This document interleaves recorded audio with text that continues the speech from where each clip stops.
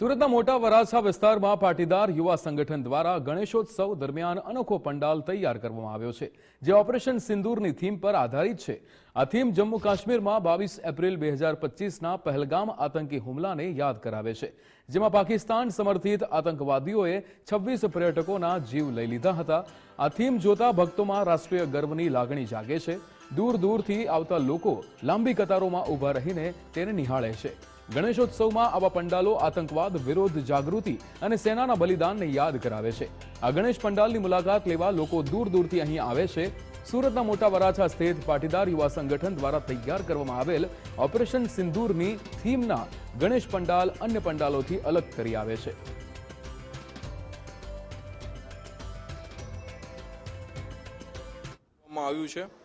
ખાસ કરીને operation સિંદૂરની theme ઉપર આ સમગ્ર અમારી યુવા ટીમ દ્વારા આયોજન કરવામાં આવ્યું છે।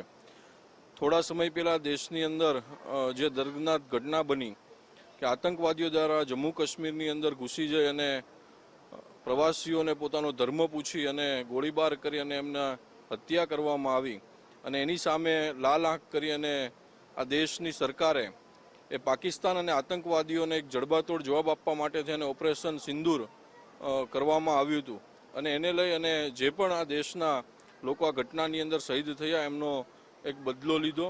એ સમગ્ર ઘટનાને અહીંયા અંકિત કરવામાં આવી છે અને વિશેષ રીતે મીડિયા સપોર્ટિંગ તરીકે ગુજરાત ફર્સ્ટની ટીમનો પણ સાથ સહકાર સાથે સાથે બીજા સ્પોન્સર મિત્રોના સાથ સહકારથી આખું આયોજન એ આ સુરતની અંદર પાટીદાર યુવા ટીમ દ્વારા કરવામાં આવ્યું છે।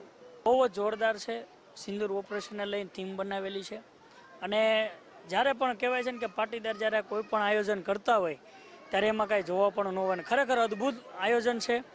આજ અમને મહેમાન તરીકે બોલાવ્યા છે અને અમે પધાર્યા છીએ। હું અને અમારે ઘનશ્યામ દાદા લખાણી સાહિત્યકાર બંને સાથે આવ્યા છીએ અને અમે જે આયોજન જોયું ખરેખર આ રૂપરેખા એણે જે બનાવી છે બહુ જ જોરદાર છે। એ કંઈક જ્યારે યોજના કરતું હોય ત્યારે રાષ્ટ્ર તો ગૌરવ લે પણ આખું સુરત શહેર સુરત કેમ બાકાત રહે એવું આ યુવા સંગઠન દ્વારા આ પાટીદારો અને બધા યુવાન મિત્રો દ્વારા માલવિયા વાહિતી માંડીને તમામ જેટલા યુવાનો આમાં સક્રિય બન્યા છે એ બધા અને બીજી સંસ્થાઓ પણ આમાં પોતાનો સહિયારો હું સમજી શકું ત્યાં સુધી સાથ આપી જ રહી હોય એટલે આ કાર્ય સરાહનીય છે। बारे में मतलब अभी 2-4 लोगों से मैंने सुना तो मुझे बहुत अच्छा लगा।